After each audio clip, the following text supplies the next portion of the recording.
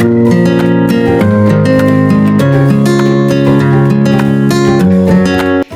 আলাইকুম ভিউয়ার্স, আশা করি সকলে ভালো আছেন। প্রতিবারের মতো চলে আসলাম নতুন একটা ভিডিও নিয়ে। আজকে আমরা যাচ্ছি ক্ষয়সুন্দরী।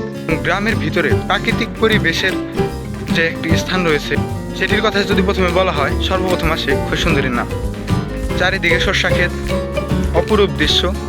এই সৌন্দর্যের মাঝে আমরা একটু রেস্ট নিচ্ছি। কয় কিলো হইব? তাও 5-6 কিলো হইব না সবুজ? 5-6 কিলো হইব না তো পায়ে হেঁটে 5-6 কিলো কি মনে করেন আপনারা? বুঝেন না ব্যাপারটা? আসলে শখের কাছে এগুলো কোনো বিষয় না।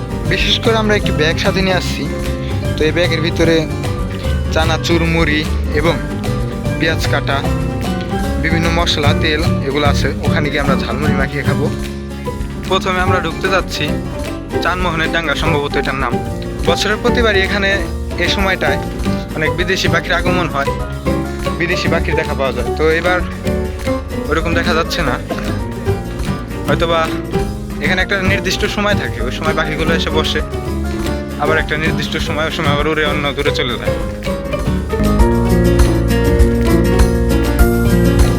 চলতে চলতে আরেকটা ডাঙ্গার ভিতরে আমরা চলে আসলাম।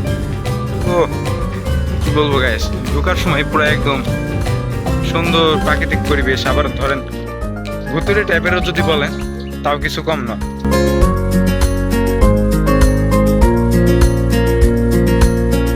ঘোরাঘুরি করার পর মূল যেই স্থানটি সেটার ভিতরে ঢুকতে চলেছি।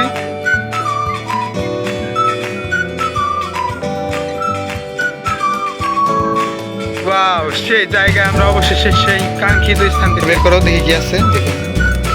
চানাচুর আছে কয় প্যাকেট? এখানে 3 প্যাকেট চানাচুর, বেশি না। সরিষার তেল আছে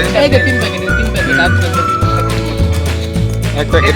আছে মরিচ, পেঁয়াজ, সস পাতা, লেবু, শসা, টমেটো।